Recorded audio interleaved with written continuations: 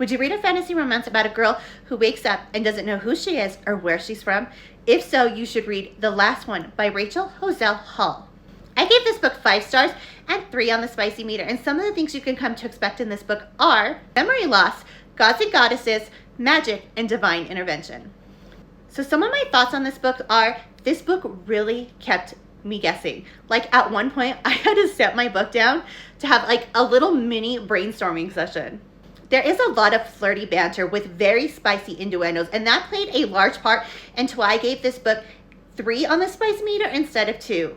And that is actually something I really loved about this book. I also really liked how the memory loss helped build the story up instead of dumping all the information on you at once. That was really cool.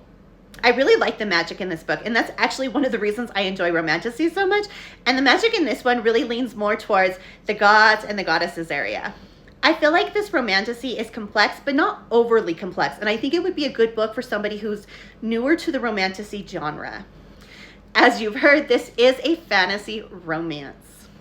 I'm going to go ahead and give you a quick overview so you can decide whether you want to read this book or not. Kai wakes up in the woods and she doesn't remember who she is or where she's from. On her quest, she only ends up with more questions as she learns more answers about herself, especially concerning the blacksmith who's been making her heart race since the moment she met him. This book was really good, and I definitely want to recommend this to people. Like I said, I gave this one a 5-star, and I devoured it. It is so good, and you guys should check this one out because I loved it, and I think you might too.